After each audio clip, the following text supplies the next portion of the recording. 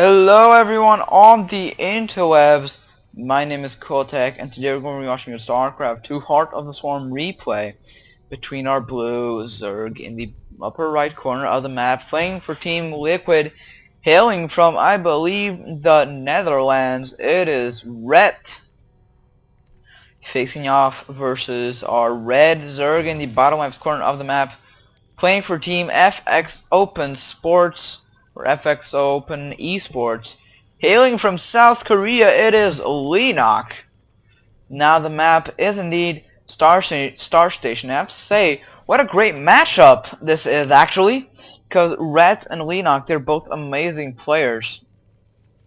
Both amazing Zerg players, especially Leenock. But Red always has a couple of tricks up his sleeve, so we can all, of course, just see some great games out of this. Now, like I said, the map is Star Station. I believe it is a cross-position Star Station. Not sure about that. Well, it did happen to be cross-position anyway, so the rush distance is a bit long. Just look at that, getting out here from the ramp, and then it just goes to this huge area in front of the base. And the third expansion, which is a bit hard to defend, has a couple of harass paths that can be taken. And is overall, kind of a nice expansion. You can still defend quite easily. Still a bit far from here, but it can defend from this ledge over here, or even with air units. Now, like I said, the rush distance, it is quite long. Look at this. You have to go all the way around, go through the middle, and just go like this. Still a huge path, especially with non-upgraded Zerglings. It is still a huge tech path, and it's just not worth it to do a lot of pressure early on, at least not to focus on it. Now we're seeing both players going for the same style of play, actually. Same gas timing, same hatchery timing. Still no spawning pool is actually making, or what? Nope, none of them actually started making. Okay, they're both starting at the same time. We could just put a mirror on each base and you can almost see it's the exact same thing.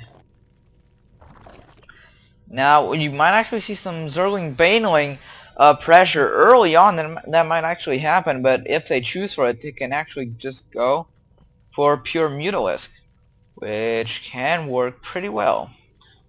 The expansions for both players are almost done. They're still 20 seconds away from being done, so not that early on. They did go for expansion first, so they're going for a bit more economic, but still.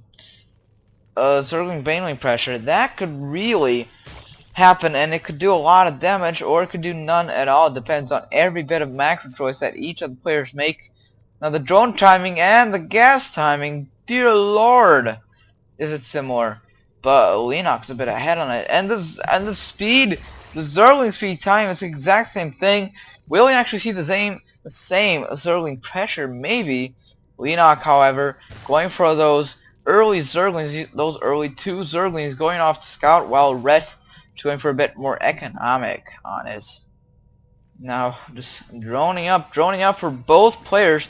Oh, and the first one to throw the Baneling nest, it is Leenock. He's going to get an advantage just by putting it down, what was it, 10 seconds earlier. Now Red needs to put it down pretty quick. That's pretty nice, but still 20 seconds difference on that Baneling nest. That's actually a pretty huge difference. Two Zerglings here to defend along with the Queen. So if those Zerglings get anything but scouting, that is pretty good. He did see, however, the Baneling nest, and the Zerglings are just going all the way around. They might actually enter the front of the base, but maybe not even get that much. No, he just decided to keep it safe, save those two Zerglings, and he's just going back home. Let's see how the speed timing. Exactly the same. Rets is a bit ahead, so if he keeps chasing, he'll actually manage to get quite some hits there. And, well, we'll actually see. I just want to follow those. I do want to follow those. I want to just see how the speed affects it. It did do a couple of hits, but now it's the exact same situation. Both have speed.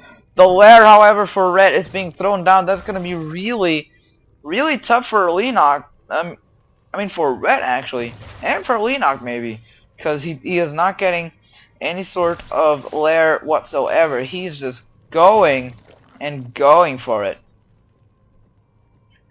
Now, those four Banelings, he's getting ready to defend, but a lot of Zerglings are marching right towards Red's base. Will Red be able to defend against this? I'm not even sure, because Leenock has Banelings of his own, and Red has no Zerglings whatsoever. He is actually making them Oh wow, just going mass baneling on that. If he can get the massive, that was an awesome baneling trade for Leenock because it was 4 banelings for the price of 2.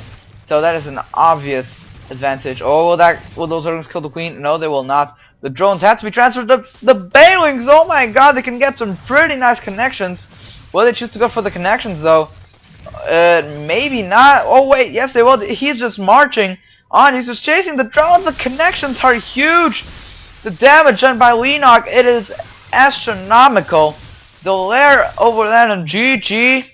Well played by Red. He just leaves the game, giving the victory for Leenock. This was just an awesome example how committing to a lair even a bit earlier can just cost you your doom because he went for that lair, he didn't have a chance to actually go for those defenses early on, and just, while Leenock just went for the pure Zerg baneling aggression, and of course targeting the drones there was pure genius, trying to connect those to just leave his economy in the slums. Didn't work that great, but it was still really, really good and really beneficial. Of course, it did win him the game. However, if that attack didn't work, then Red could have just gone for a Mutalisk easily and just kill Leenock. Thank you all for watching. I'll see you all next time.